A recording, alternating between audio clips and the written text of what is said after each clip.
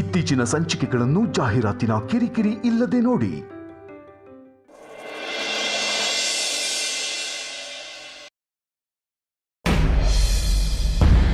ಚಂದ್ರ,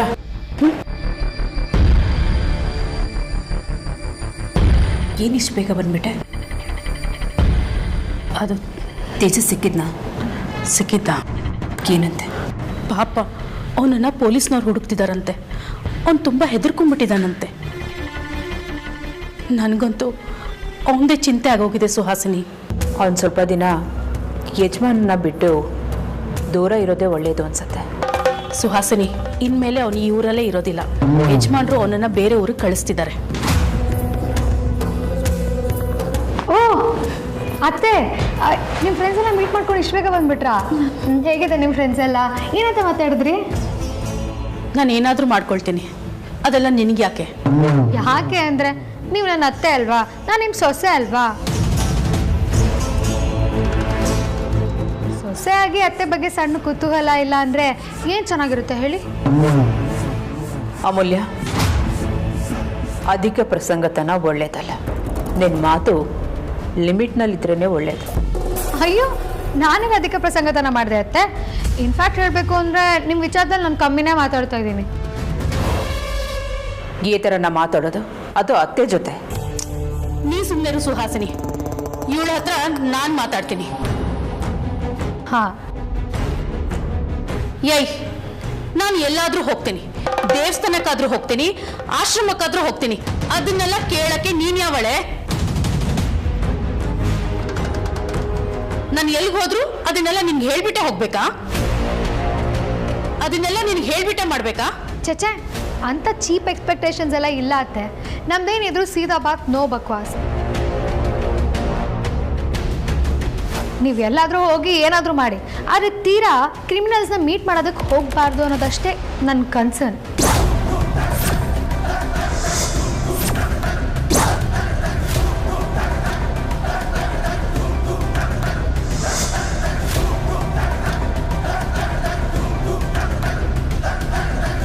ಯಾಕತ್ತೆ ಸೈಲೆಂಟಾಗಿ ಹೋಗ್ಬಿಟ್ರಿ?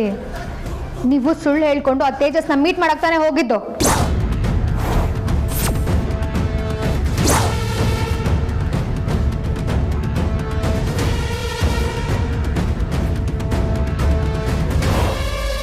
ಅಲ್ಲ ಅತ್ತೆ, ಆ ಕಂತ್ರಿಗೂ ನಿಮಗೂ ಏನು ಸಂಬಂಧ ಅಂತೀನಿ. ಅವನ ಹತ್ರ ಯಾಕೆ ಮಾತಾಡೋಕೆ ಹೋಗಿದ್ರಿ? ಅಮೂಲ್ಯ, ಮಾತಿನ ಮೇಲೆ ನಿಗಾ ಇರಲಿ. ತೇಜಸ್ ಅನ್ನೋ ನನಗೆ ಯಾರು ಅಂತಾನೆ ನನಗೆ ಗೊತ್ತಿಲ್ಲ. ನಾನು ಯಾರನ್ನೂ ಮೀಟ್ ಮಾಡಿಲ್ಲ. ನಾನು ದೇವಸ್ಥಾನದಿಂದ ಡೈರೆಕ್ಟಾಗಿ ಇಲ್ಲಿಗೆ ಬರ್ತಾ ಇರೋದು. ನೀನು ಬೇರೆ ಯಾರನ್ನೋ ನೋಡಿ ಕನ್ಫ್ಯೂಸ್ ಮಾಡ್ಕೊಂಡಿದ್ಯಾ ಅನ್ಸುತ್ತೆ. ನೋಡು ಅಮೂಲ್ಯ, ನನಗಿದೆಲ್ಲ ಇಷ್ಟ ಆಗಲ್ಲ. ಪ್ಲೀಸ್ ಈ ಥರ ಎಲ್ಲ ಮಾತಾಡಬೇಡ. ಮರ್ತೋಗೋದಕ್ಕೆ ನನಗೆ ವಯಸ್ಸಾಗಿಲ್ಲ ಅತ್ತೆ. ನನ್ನ ಕಣ್ಣು ಚೆನ್ನಾಗೇ ಇದೆ. ನನ್ನ ಕಣ್ಣಾರ ನೋಡಿರೋದಕ್ಕೆ ಹೇಳ್ತಾ ಇರೋದು. ಅವನಿಗೂ ನಿಮಗೂ ಏನು ಸಂಬಂಧ? ಅಮೂಲ್ಯ, ನಿನ್ನ ಹತ್ರ ಏನು ಸಾಕ್ಷಿ ಇದೆ ಅಂತ ಈ ಥರ ಆರೋಪ ಮಾಡ್ತಾ ಇದೆಯಾ? ಓಹ್, ನಿಮಗೆ ಸಾಕ್ಷಿ ಬೇಕಾ? ಆಯಿತು, ಹೇಳ್ತೀನಿ, ಕೇಳಿಸ್ಕೊಳ್ಳಿ.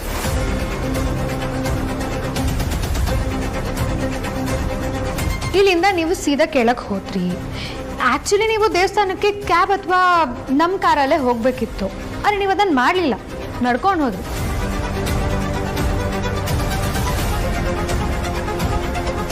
ನಡ್ಕೊಂಡು ಎಷ್ಟು ದೂರ ಹೋದ್ರಿ? ಒಂದು ಸುಮಾರು 500ರಿಂದ 600 ಮೀಟ್ರು, ಕರೆಕ್ಟ್? ಎಸ್. ಅಲ್ಲೊಂದು ದೊಡ್ಡ ಗ್ರೌಂಡು.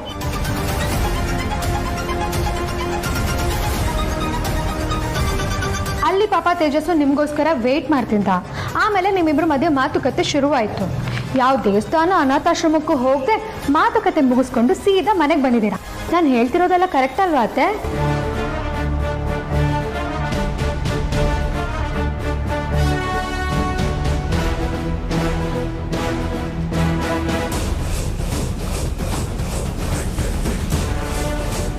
ನೋಡು, ನಾನು ನಡ್ಕೊಂಡು ಹೋಗಿದ್ದು ನಿಜ, ಆದರೆ ನಾನು ಯಾರು ಮೀಟ್ ಮಾಡಕ್ಕೆ ಹೋಗಿಲ್ಲ. ಓ ಹೌದಾ? ಒಂದು ನಿಮಿಷ. ಹಾಗಾದ್ರೆ ಇದೇನು?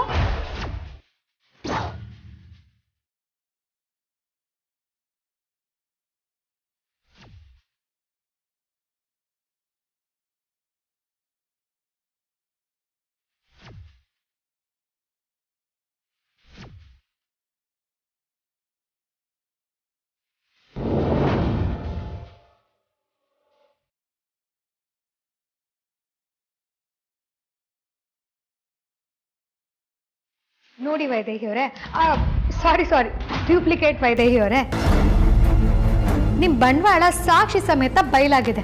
ಈಗಲಾದರೂ ನೀವು ಯಾರು, ನಿಮ್ಮ ನಿಜವಾದ ಹೆಸರೇನು, ನೀವು ಯಾಕೆ ನಮ್ಮ ಮನೆಗೆ ಬಂದಿದ್ದೀರಾ, ನೀವು ಯಾಕೆ ಸುಳ್ಳು ಹೇಳ್ಕೊಂಡು ವೈದೇಹಿ ಅಂತ ನಮ್ಮ ಮನೆಗೆ ಬಂದಿದ್ದೀರಾ ಅಂತ ಹೇಳಿದ್ರೆ ಸರಿ.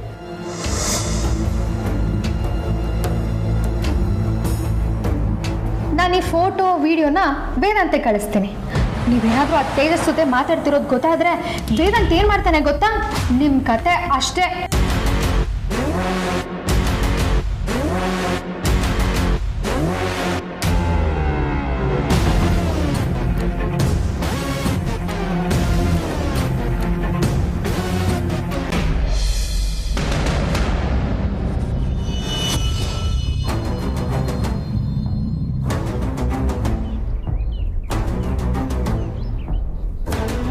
ಇವಳನ್ನು ಹೀಗೆ ಬಿಟ್ಬಿಟ್ರೆ ಇವಳು ಇದೇ ಚಿಂತೆಯಲ್ಲಿ ಕಳೆದೋಗ್ತಾಳೆ. ಇವಳಿಗೆ ವಾಸ್ತವ ಏನು ಅಂತ ಅರ್ಥ ಮಾಡಿಸ್ಬೇಕು.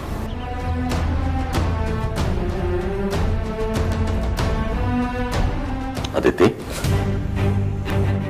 ಅಪ್ಪ. ಯಾಕಮ್ಮ ಕಾಲೇಜಿಗೆ ಹೋಗ್ಲಿಲ್ವಾ? ಇಲ್ಲಪ್ಪ, ಇವತ್ತು ಕಾಲೇಜ್ ಇರಲಿಲ್ಲ. ನಿನ್ನ ಫ್ರೆಂಡ್ ದೀಪ ಬೆಳಗ್ಗೆನೆ ಕ್ಲಾಸ್ ಇದೆ ಅಂತ ಕಾಲೇಜಿಗೆ ಹೋದ್ಲಲ್ವಾ? ನೀವಿಬ್ರು ಒಂದೇ ಕ್ಲಾಸ್ ತಾನೆ? ಹಾಂ ಅಪ್ಪ.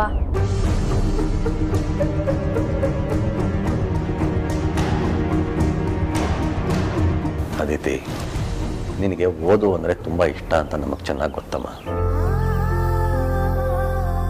ಅದಕ್ಕೆ ಎಷ್ಟೇ ಕಷ್ಟ ಇದ್ರೂ ನೀನು ಓದ್ಲಿ ಅಂತ ಕಾಲೇಜಿಗೆ ಕಳಿಸ್ತಾ ಇದ್ದೀವಿ. ಇಷ್ಟು ಕಷ್ಟಪಟ್ಟು ಕಾಲೇಜಿಗೆ ಕಳಿಸಿದ್ಮೇಲೆ ನೀನು ಕಷ್ಟಪಟ್ಟು ಓದ್ಬೇಕಲ್ಲ ಕಂದ. ಹಾಂ ಅಪ್ಪ, ಓದ್ತಿದ್ದೀನಿ. ನೀನೇನು ಓದ್ತಾ ಇದೆಯಾ, ಯಾವುದ್ರ ಬಗ್ಗೆ ಕನಸು ಕಾಣ್ತಾ ಇದೆಯಾ ಅಂತ ನನಗೆ ಗೊತ್ತಮ್ಮ. ಒಂದು ವಿಷಯ ಅರ್ಥ ಮಾಡ್ಕೊ, ಕಂಡಿರೋ ಕನಸು ನನಸಾಗಲ್ಲ ಅಂದರೆ ಆ ಕನಸನ್ನ ಕಾಣಬಾರ್ದು. ನೀನು ಆ ಕನಸನ್ನ ಇಲ್ಲೇ ಬಿಟ್ಬಿಡು, ಅದು ಯಾವತ್ತೂ ನನಸಾಗಲ್ಲ. ಅಪ್ಪ, ನೀವು ಯಾವ ವಿಷಯದ ಬಗ್ಗೆ ಮಾತಾಡ್ತಿದ್ದೀರಾ ಅಂತ ನಂಗೆ ಅರ್ಥ ಆಗ್ತಾ ಇಲ್ಲ.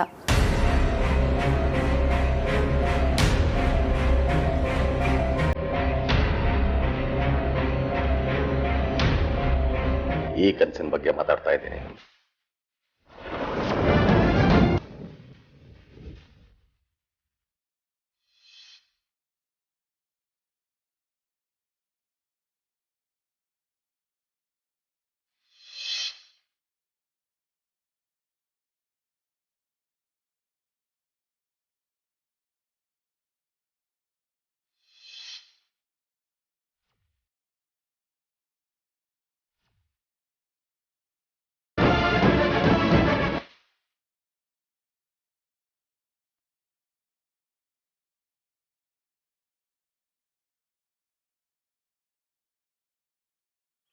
ಕನಸು ಕಾಣೋದಕ್ಕೆ ಜೀವನ ನಿಂತಿರೋದು ವಾಸ್ತವದ ಮೇಲೆ. ನೀನು ಧ್ರುವನ್ನ ಮದುವೆ ಮಾಡ್ಕೋಬೇಕು ಅನ್ನೋ ಕನಸು ಕಾಣೋದನ್ನು ಬಿಟ್ಟು ವಾಸ್ತವದ ಬಗ್ಗೆ ಯೋಚನೆ ಮಾಡು. ನೀನು ಧ್ರುವನ್ನ ಪ್ರೀತಿಸಿದೀಯ ನಿಜ, ಮತ್ತೆ ಈಗ ಅವನಿಗೆ ಆಕ್ಸಿಡೆಂಟ್ ಆಗಿದೆ ಅಂತ ನಾನು ಈ ಮಾತು ಹೇಳ್ತಾ ಇಲ್ಲ. ಆ ಸುಹಾಸಿನಿಯನ್ನು ಹಠಮಾರಿ ಹೆಂಗಸಿರೋ ಮನೆಗೆ ನೀನು ಹೋಗೋದು ಬೇಡ ಅಂತ ಹೇಳ್ತಾ ಇದ್ದೀನಿ. ಯಾಕಂದ್ರೆ ಈಗಾಗಲೇ ನಿನ್ನ ಅಕ್ಕಂದ್ರು ಅಲ್ಲೇ ಅನುಭವಿಸ್ತಾ ಇರೋದು ಸಾಕು. ಮತ್ತೆ ನೀನು ಅಲ್ಲಿಗೆ ಹೋಗಿ ಕಣ್ಣೀರಲ್ಲಿ ಕೈ ತೊಳೆಯೋದು ನಮಗೆ ಇಷ್ಟ ಇಲ್ಲಮ್ಮ. ಅಪ್ಪ, ನಾನು ಧ್ರುವನ್ ಪ್ರೀತಿಸ್ತಿದ್ದೀನಿ ಅಂತ ನಿಮ್ಗೆ ಹೇಗೆ ಗೊತ್ತಾಯ್ತು? ನಾನು ಅವ್ರ ಮನೆಯಲ್ಲಿ ಸೆಕ್ಯೂರಿಟಿ ಗಾರ್ಡಾಗಿ ಕೆಲಸ ಮಾಡ್ತಾ ಇದ್ದಾಗ ನೀನು ದಿನ ನರ್ಸ್ ವೇಷದಲ್ಲಿ ಬಂದು ಧ್ರುವನ್ ನೋಡ್ಕೊಂಡು ಹೋಗ್ತಾ ಇದ್ದದನ್ನು ನಾನು ಗಮನಿಸಿದ್ದೀನಮ್ಮ.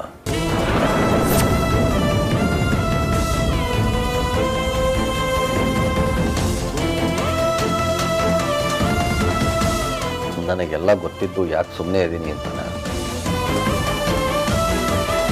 ಬೆಳೆದ ಮಗಳನ್ನ ಪ್ರಶ್ನೆ ಮಾಡಬಾರ್ದು. ಸ್ವಲ್ಪ ದಿನ ಹೋದ್ಮೇಲೆ ಎಲ್ಲ ನೀನೇ ಅರ್ಥ ಮಾಡ್ಕೋತೀಯ ಅಂತ ನಾನು ಸುಮ್ಮನೆ ಇದ್ದೆ. ನೋಡಮ್ಮ, ನೀನು ಈಗಲೇ ಮದುವೆ ಮಾಡ್ಕೋಬೇಕು ಅಂತ ನಾನು ಒತ್ತಾಯ ಮಾಡಲ್ಲ. ಒಳ್ಳೆ ಧ್ರುವನ್ ಮದುವೆ ಆಗೋ ಆಸೆನ ಬಿಟ್ಬಿಡು, ಅದು ಯಾವತ್ತೂ ನೆರವೇರಲ್ಲ. ಆಗಿದ್ದೆಲ್ಲ ಕೆಟ್ಟ ಕನಸು ಅಂತ ಮರೆತು ಓದೋದ್ರ ಕಡೆ ಗಮನ ಕೊಡು. ಓದೋದಕ್ಕೆ ಆಸಕ್ತಿ ಇಲ್ಲ ಅಂದ್ರೆ ಮದುವೆ ಮಾಡ್ಕೊಳ್ಳೋದಕ್ಕೆ ಯಾವುದಕ್ಕೂ ನಿರ್ಧಾರ ನನಗೆ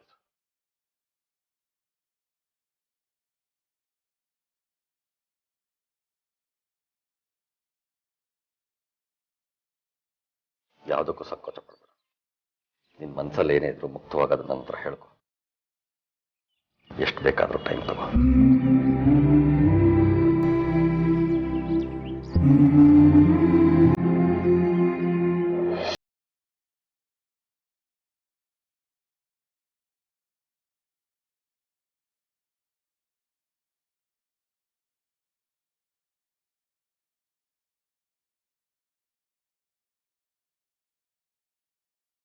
ಅಮೂಲ್ಯ, ನೀನೇನು ಮಾತಾಡ್ತಿದ್ಯಾ ಅಂತ ನಿಂಗೆ ಅರ್ಥ ಆಗ್ತಿದ್ಯಾ?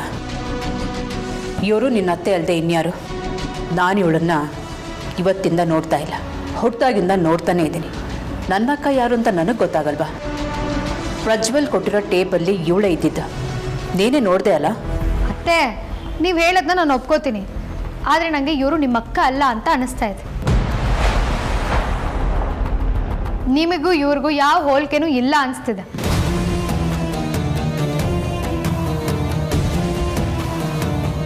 ಅದೇನೇ ಆಗಿರ್ಲಿ ಅತ್ತೆ, ಆ ತೇಜಸ್ಸು ವೇದನ್ನ ಕಿಡ್ನಾಪ್ ಮಾಡಿರೋ ಕ್ರಿಮಿನಲ್ ಅಂತ ಗೊತ್ತು ತಾನೆ.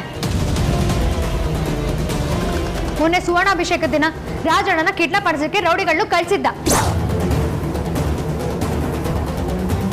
ಅವ್ನು ಏನ್ ಮಾಡ್ದ ಅಂತ ಇವರು ಕಣ್ಣಾರ ನೋಡಿದ್ದಾರೆ ತಾನೆ, ಆದ್ರೂ ಯಾಕೆ ಕ್ಲೋಸ್ ಆಗಿ ಮಾತಾಡ್ತಾ ಇದ್ರು?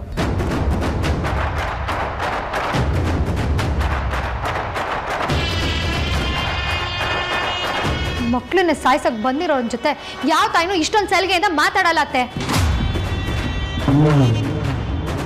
ಇವರಿಗೂ ಅವನಿಗೂ ಏನೋ ಸಂಬಂಧ ಇದೆ, ಏನೋ ಕನೆಕ್ಷನ್ ಇದ್ದೇ ಇದೆ. ಅದೇನು ಅಂತ ಒಳ್ಳೆ ಮಾತಲ್ಲಿ ಬಾಯ್ ಬಿಟ್ರೆ ಸರಿ.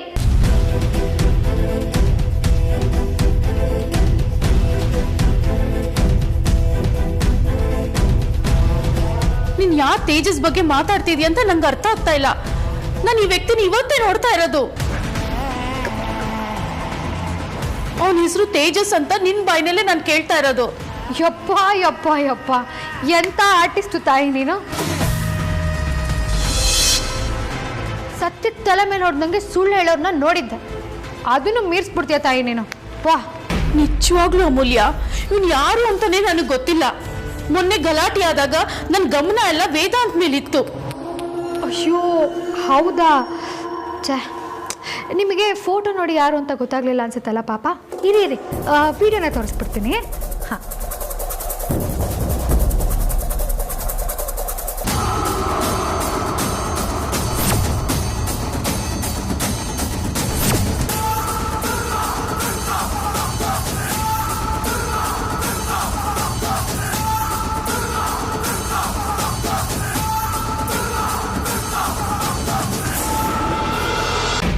ಈಗಲೂ ಯಾರು ಅಂತ ಗೊತ್ತಾಗ್ಲಿಲ್ವಾ?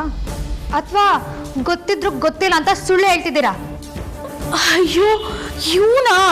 ನಾನು ಹೀಗೆ ನಡ್ಕೊಂಡು ಹೋಗ್ಬೇಕಾದ್ರೆ ಇವ್ನು ನನ್ನ ಅಡ್ರೆಸ್ ಕೇಳ್ದ ಅಷ್ಟೇ. ಹೌದಾ? ಅಡ್ರೆಸ್ ಕೇಳಿದ್ನಾ? 3 ಗಂಟೆ ಅಡ್ರೆಸ್ಸೇ ಕೇಳ್ತಿದ್ನತ್ತೆ.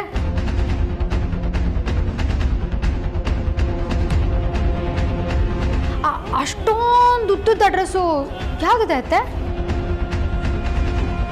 3 ಗಂಟೆಯಲ್ಲಿ ಬ್ಯಾಂಗ್ಳೂರ್ ಮ್ಯಾಪ್ನೇ ಹೇಳ್ಬಿಡ್ಬೋದಿತ್ತು. ಅಂದಂಗೆ ನೀವು ಟೂರಿಸ್ಟ್ ಗೈಡ್ ಏನಾದರೂ ಆಗಿದ್ರಾ? ಬೆಂಗಳೂರು ಇತಿಹಾಸ ಏನಾದರೂ ವಿವರಿಸ್ತಾ ಇದ್ರಾ? ಆ ಥರನೂ ಅಡ್ರೆಸ್ ಹೇಳ್ತಾರಾ?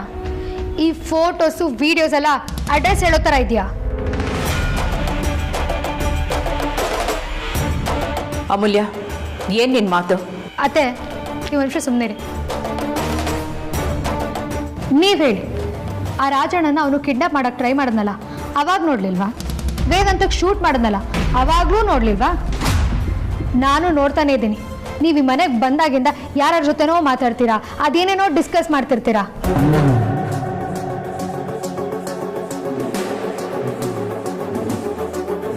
ಕೇಳಿದ್ರೆ ಏನು ಗೊತ್ತೇ ಇಲ್ಲ ಅಂತ ವಿಷಯನ ಡೈವರ್ಟ್ ಮಾಡ್ತೀರಾ. ಅದೆಲ್ಲ ಬಿಡಿ, ಅದು ನಿಮ್ಮ ಪರ್ಸ್ನಲ್ ಅಂತಾನೆ ಅನ್ಕೊಳ್ಳೋಣ. ನೆನೆ ನೀವು ಜಾಗಿಂಗ್ ಡ್ರೆಸ್ ಹಾಕೊಂಡಿದ್ರಲ್ಲ, ಕೇಳಿದ್ರೆ ಆದ್ಯತ್ಗೆ ಕೊಡ್ಸಿದ್ರು ಅಂತ ಸುಳ್ಳು ಹೇಳಿದ್ರಿ. ವಿನಾಕಾರಣ ಯಾಕೆ ಸುಳ್ಳು ಹೇಳ್ಬೇಕು? ಒಂದು ಸುಳ್ಳನ್ನ ಮುಚ್ಚಿಡೋದಕ್ಕೆ ಇನ್ನೊಂದು ಸುಳ್ಳು ಯಾಕೆ ಹೇಳ್ಬೇಕು? ಅಂದ್ರೆ ನಾನು ನಿನಗೆ ಮೋಸ ಮಾಡ್ತಿದ್ದೀನಿ ಅಂತ ಹೇಳ್ತಿದ್ಯಾ ಅಮೂಲ್ಯ? ಖಂಡಿತ ನೀವು ಹೇಳ್ತಿರೋದು ಸುಳ್ಳೆ. ಅಂದಂಗೆ ಕೇಳಿದ್ರೆ 25 ವರ್ಷದಿಂದ ವೃದ್ಧಾಶ್ರಮದಲ್ಲಿ ಇದ್ದೆ ಅಂತ ಹೇಳ್ತೀರಾ.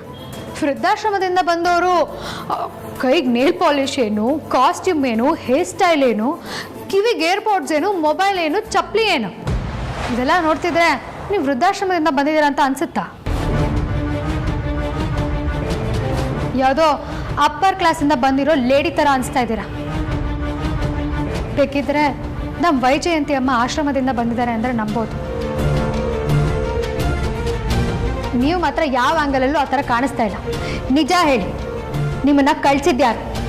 ನೀವು ಈ ಮನೆಗೆ ಯಾಕೆ ಬಂದಿದ್ದೀರಾ? ನಿಮ್ಮ ಉದ್ದೇಶ ಏನು? ಏಯ್, ನೀನು ಯಾರ ಹತ್ರ ಮಾತಾಡ್ತಾ ಇದೀಯ ಅಂತ ನಿನಗೆ ಗೊತ್ತಿದ್ಯಾ? ನಿನ್ ತರ ಲೋ ಕ್ಲಾಸ್ ಮನೆಯವಳಲ್ಲ ನಾನು. ಸ್ವಲ್ಪ ಮರ್ಯಾದೆ ಕೊಟ್ಟು ಮಾತಾಡು, ಇಲ್ಲಾಂದ್ರೆ ವೇದಾಂತ್ ಕರಿಬೇಕಾಗತ್ತೆ. ಹಾಂ, ಆ ತೊಂದರೆನ ನೀವು ತಗೊಳೋದಕ್ಕೆ ಹೋಗಲೇಬೇಡಿ. ನಾನು ವೇದಾಂತಿಗೆ ಆಲ್ರೆಡಿ ಬರೋದಕ್ಕೆ ಹೇಳಿದ್ದೀನಿ. ಅವ್ನು ಬಂದ ತಕ್ಷಣ ವಿಷಯನ ನಾನೇ ಅವನಿಗೆ ಹೇಳ್ತೀನಿ. ಪಾಪ ಅವ್ನು ತುಂಬ ಇನ್ನೋಸೆಂಟು, ಇಂಥದ್ದೆಲ್ಲ ಗೊತ್ತಾಗಲ್ಲ. ವಿಲನು ಮನೆಯಿಂದ ಆಚೆ ಇರ್ತಾರೆ ಅಂತ ಅಂದ್ಕೊಂಡಿದ್ದಾನೆ. ನೋಡಿದ್ರೆ ಮನೇಲೇ ಇದ್ದಾರೆ ಅಂತ ಅವನಿಗೆ ಇನ್ನೂ ಗೊತ್ತಿಲ್ಲ.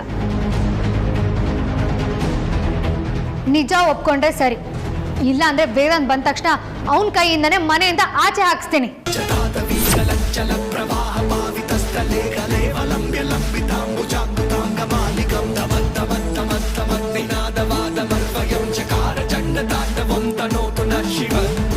ವೇದಾಂತ್ ಬರೋಷ್ಟರಲ್ಲಿ ವಿಷಯನ ಹೇಗಾದರೂ ಮಾಡಿ ಡೈವರ್ಟ್ ಮಾಡಬೇಕು. ಇಲ್ಲಾಂದರೆ ಚಂದ್ರನಿಂದ ನಾನು ಸಿಕ್ಕಾಕೋತೀನಿ.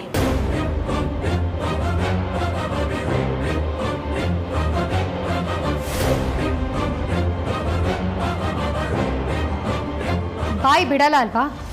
ಬಾಯಿ ಬಿಡ್ಸೋಣ. ಬೀದಿ ಬಂದಾಗಲೇ ಬುದ್ಧಿ ಬರೋದು.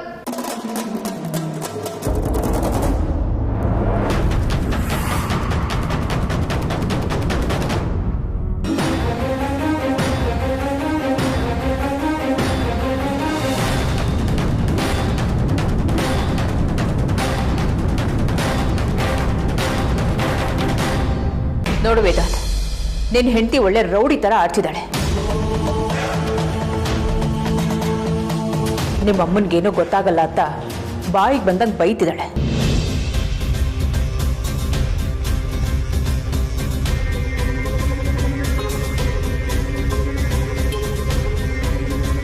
ಇವಳನ್ನ ಮನೆ ಬಿಟ್ಟು ಹೋಗು ಅಂತ ಆಚೆ ತಳ್ತಿದ್ದಾಳೆ.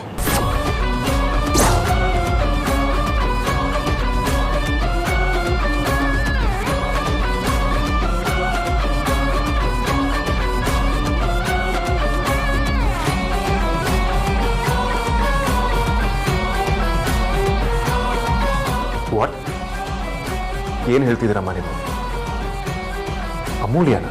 ನಾನು ಏನ್ ಹೇಳಲಿ ಕಂದ, ನೀನ್ ಹೆಂಡತಿ ನನ್ನ ಮೇಲೆ ಡೌಟ್ ಪಡ್ತಿದ್ದಾಳೆ. ನಾನು ನಿಮ್ ತಾಯಿ ಅಲ್ವಂತೆ. ನನ್ಗೂ ನಿನ್ಗೂ ಯಾವ ಸಂಬಂಧನೂ ಇಲ್ವಂತೆ.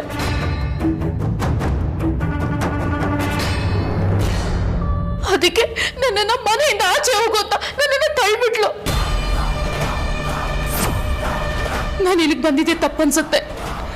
ನಾನು ಮತ್ತೆ ಆಶ್ರಮಕ್ಕೆ ಹೋಗ್ಬಿಡ್ತೀನಪ್ಪ.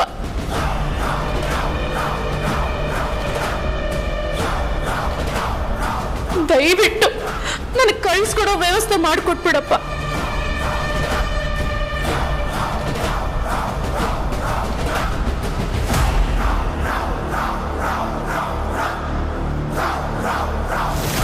ವೇದಾಂತ್, ಇವ್ರ ಮಾತು ನಂಬೇಡ. ನೀನು ಅಂದ್ಕೊಂಡಂಗೆ ಇವರಿಬ್ರು ಒಳ್ಳೆಯವರಲ್ಲ. ನೋಡಿದೆ ವೇದಾಂತ್, ಕೊನೆಗೂ ಇವಳ ಬಾಯಿನಲ್ಲಿ ಅದೇ ಮಾತು ಬಂತ. ವೇದಾಂತ್, ಒಂದು ನಿಮಿಷ, ಇವ್ರನ್ನ ನಂಬೇಡ. ಇವರು ನಯವಂಚಕರು, ಚೀಟರ್ಸ್, ದೊಡ್ಡ ಪ್ಲಾನ್ ಮಾಡ್ಕೊಂಡಿದ್ದಾರೆ. ನೋಡಿ ಅಮೂಲ್ಯ,